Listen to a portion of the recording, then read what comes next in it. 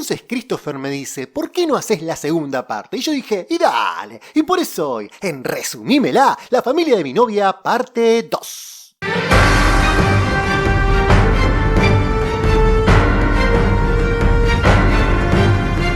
Si no tenés la más pálida idea de qué película te estoy hablando, bueno, entonces tenés un tumor cerebral, andá a hacerte ver, o podés mirar el resumen en mi canal, sí, eso es mejor. ¡De acá! La cosa es que todo había terminado muy bien en la primera película, tanto así que fue un éxito de taquilla, y como esto es un negocio, La familia de mi novia no tardó en tener secuela.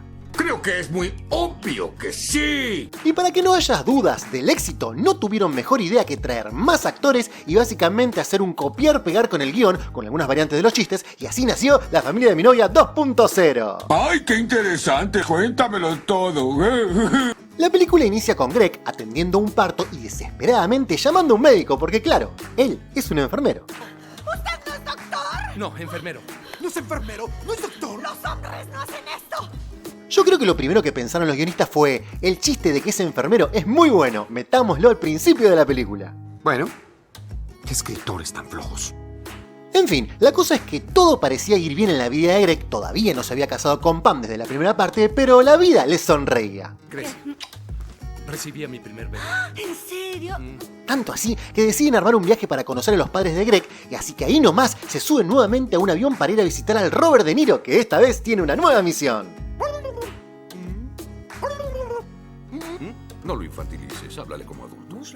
Resulta que la hermana de Pam, la que se casó en la primera parte, ya había tenido un hijo que por lo que se ve parece que tiene como 4 años. O sea, pasaron 4 años entre película y película y Greg todavía no se casó con Pam. ¡Oh, pedazo de boludo!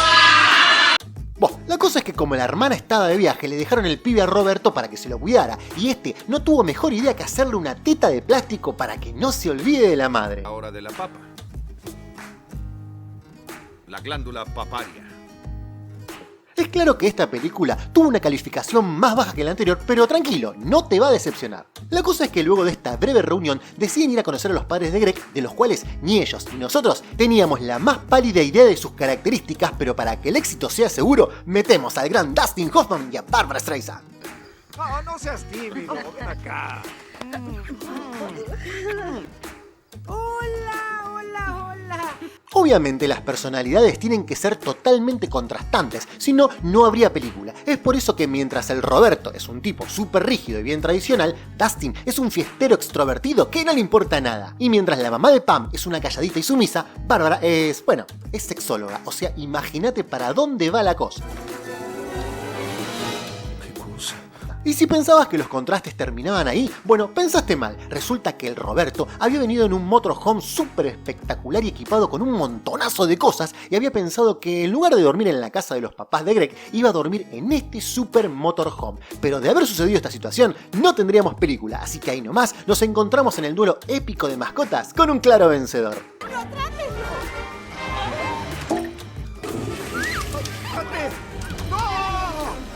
Esta situación, más allá del humor, estuvo hecha a propósito para arruinar el baño de la camioneta y obligar a los padres de Pam a dormir en la casa de los papás de Greg. Pero solamente arruinaron el baño. Era necesario que durmieran en la casa, total, lo único que no andaba era el baño, pero la cama seguía estando igual. No sé. Yo creo que la mejor solución era hacer explotar la camioneta, pero creo que alguien pensó... Aquí no hacemos esas cosas. Además de violento, no hubiese sido de ayuda para continuar la película, como te vas a dar cuenta más adelante. Además, si no estaban todos juntos en la casa, no iban a poder disfrutar de la compañía. Hey, ¿Sí? Llegas justo a tiempo para escuchar cómo perdiste tu virginidad con Isabel. En fin, la cosa es que terminan todos durmiendo en la casa, viviendo desopilantes aventuras. Oigan, estaba... ¡Ay, no! ¿Sabes lo que significa el sombrero en la puerta? Pero esta película no podría continuar si no desconfiamos de Greg, exactamente como sucedió en la primera. La cosa es que como el baño estaba roto, Dustin lleva a Roberto con el mejor mecánico de la ciudad. Esto es un terrible punto a favor para la película. Es increíble que hayan conseguido un actor tan parecido a Ben Stiller. La verdad, punto a favor para los guionistas. ¿Qué pasó acá? Resulta que Greg había perdido la virginidad hace 15 años con la mucama y el pibe este, justo, es hijo de la mucama y tiene 15 años. La cosa es que el Roberto lo mira y piensa, me parece que el Greg está mintiendo y tiene un pibe oculto. Podría ir a preguntarle como haría cualquier ser humano en esta situación, o podría tomar una muestra del cabello del pibe y compararla con el de Greg, gastando así recursos del gobierno innecesariamente como hacen en Argentina. Sí, eso haré. Es como un síndrome.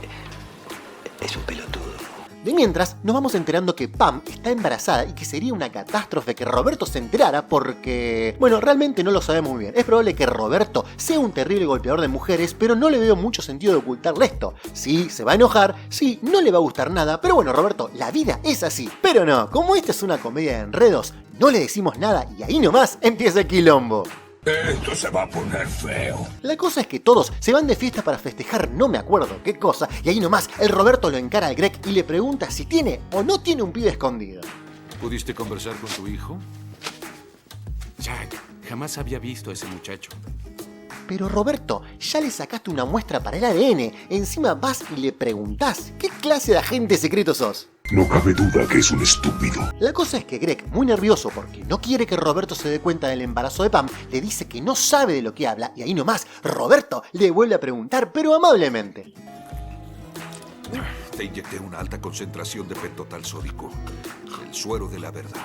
La cosa es que con el suero de la verdad en sus venas, el pobre Greg empieza a decir cosas como que le gustan las tetas de su mujer, pero también las de su suegra, y finalmente revela el terrible secreto. Jack, Pam está embarazada.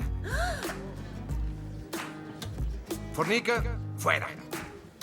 Ahí nomás, Roberto se da cuenta de que está más solo que Hitler en el Día del Amigo y que toda su familia le mintió en la cara y no tiene mejor idea que irse del lugar. ¡Espera, Jack! ¡Papá, no lo hagas! ¡No te atrevas a hacer esto! ¡Oh, Jack! Ahí nomás, Dustin y Greg deciden ir en busca de Roberto con tanta mala suerte que se chocan con el policía más violento de la ciudad y que en lugar de hablar decide usar un método más efectivo para neutralizar a los que superan el límite de velocidad. ¿Se ve? Que son jodidos los policías de la zona.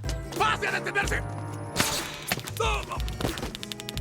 ¡Ay, madre santa! ¡Le disparó a mi hijo! ¡Alto! Mientras tanto, Roberto tiene una charla filosófica con su nieto que le explica que en realidad el equivocado es él. A veces creo que tú eres el único con el que puedo hablar, Jackie.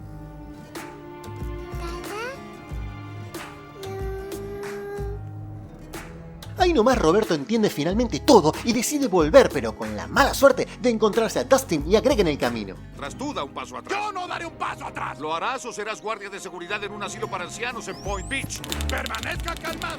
Después de un exceso de violencia policíaca y con algunos chistes para condimentar la situación, ¡Tiene una boobie de goma!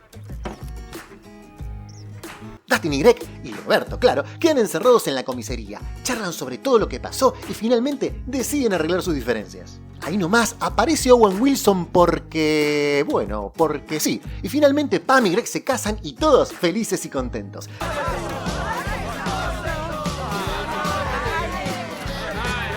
Crítica final. En líneas generales la comedia no tiene la frescura de la primera, pero ojo, no me malentiendas. Es para verla una y otra vez. Es muy entretenida, no te va a decepcionar, pero si te pones a analizar bien, es básicamente el guión de la primera con algunas modificaciones y un poco más de excesos en los chistes. Las actuaciones son espectaculares, pero el que se lleva todos los aplausos, en mi humilde opinión, es el Motorhome. Tiene hasta cuarto secreto. ¡Sos un hijo de puta! Dicen por ahí que el papel de Dustin se lo habrían ofrecido a Robin Williams. Me hubiese gustado verlo en el papel, pero no quedó mal la película así. Tiene un 7 en mi calificación personal. Espero que les haya gustado el video especialmente dedicado para vos, Christopher, que lo pediste. Por favor, antes de irte, dale un me gusta al video, compartilo y no olvides suscribirte al canal que me recontra ayudas. Nos vemos en la próxima. Chau, chau. ¿Te gustó tanto como a mí?